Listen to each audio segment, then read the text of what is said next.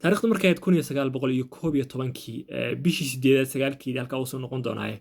ayaa waxaa dhacday in markabkan oo Ingiriis lahaa oo dabcan rakaab badina saaran yahay uu cimilo xumo ay soo wajahdo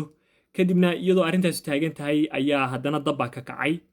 markii dab ka kacay ayaa kabtankii tala ku cadaatay waxay go'aansadeen in markaa dadka ay laashash yar uga daadgurayaan markabka dabku ka kacay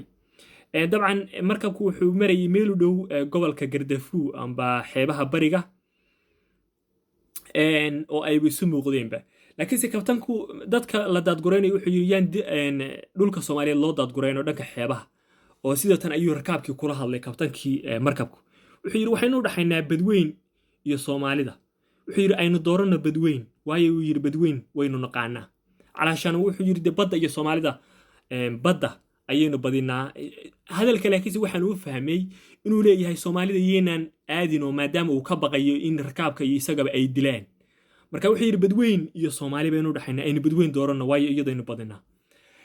si kastaba haatee adigu dadkii markii la dadguriyay berigay aadeen yaa la kulmay boqor Cismaan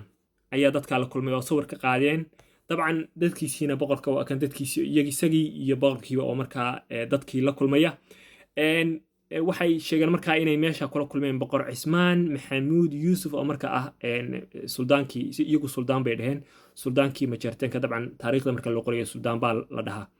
oo markaa aan wax dhib u geysan markabka iyo rakaabkiisiiba isku soo wado markii dambe aad maraakiibta kale ayaa dadkii u timi oo markaa halkiiba ay safarkoodii kasii amba qaadeen laakiin wax dhib looma geysan waxaa la yaab leh hadalka markaa kabtanka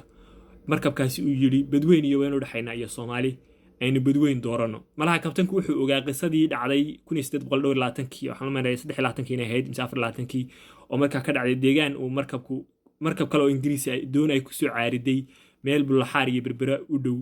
oo markaa adigu rakaabkii markabkiina la balqaystay intii ka gaadhay alaabada dadkiina wax loo geystay markaa arrintaas ay markaa dhalisay in ay soo diraan maraakiib dagaal dhanka Hindiya